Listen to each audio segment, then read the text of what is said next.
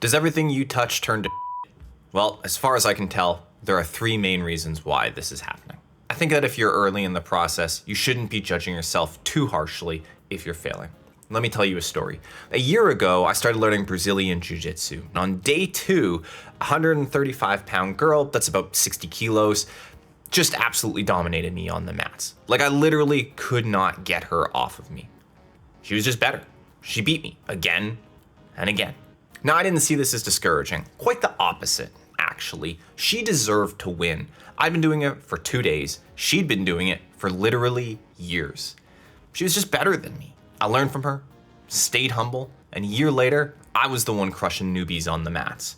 Not that I was a pro after a year. A year is not enough time to get great at jiu-jitsu. I was still early in the process, just less early. And that's the whole point. Why would you expect to be great on your first attempt? I'm trying to record and produce a hit song. It is, to say the least, not going particularly well. But I'm early in the process. I've only been at it for a few months. What do we expect? Recently, I made a trance song for the first time. Well, I tried. Here's how it turned out.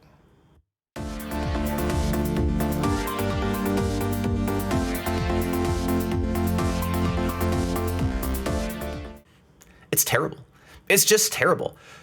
But I'm early in the process. And so I can be rough on myself. I can get frustrated. I can get angry. I can say I should be better. Or I can just look at it and say, this is just where I'm at. I think we need to be at peace with the frustration that comes from being early in the process. Be comfortable with failure, because it's inevitable when you're starting something new.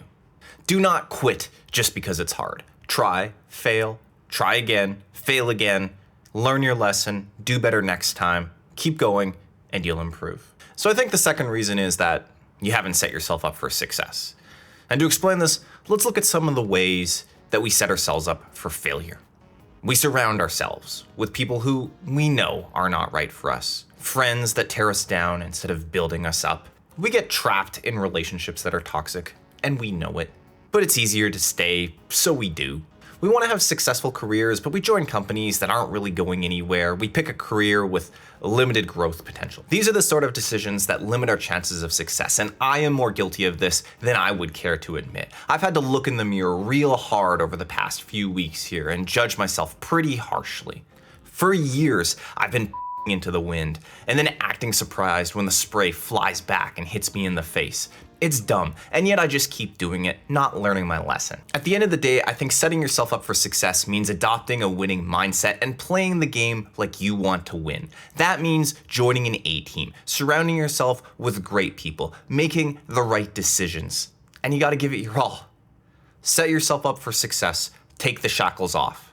If everything's turning to shit around you, it might be because you just have bad habits. It's hard to notice at first, but bad decisions leave us firmly rooted in place. As a general rule, I am not a fan of drugs and alcohol. This has nothing to do with whether they should be legal or not. That's a different discussion. No, my beef with these substances is that they make you comfortable living a mediocre life. They strip away your ambition and leave you content with a life that, without these substances, you would otherwise be intolerant of. And it's not just drugs and alcohol that hold you back. A lot of you are filling your heads with nonsense via social media and the internet. You waste time with video games. You waste your life with porn. These habits cost you dearly. There's a future version of you. They're smarter, better, more successful than you are right now. The problem with bad habits is they will stop you from ever becoming them. And for what? Some short-term pleasure? Better to stay disciplined. Better to stay on the path. And I know plenty of people have succeeded despite having bad habits. But why are you making it harder to succeed? Why are you handicapping yourself? And you know what? If you're 23 or 20 and you want to roll the dice, I can sort of understand that. But if you're 45 and you're still struggling, then it's long past time to shelve these bad habits. But look, I don't want to preach at you. It is your life. Rise up and live it. However you decide is best. So let's recap. Set yourself up for success. Leave your bad habits behind.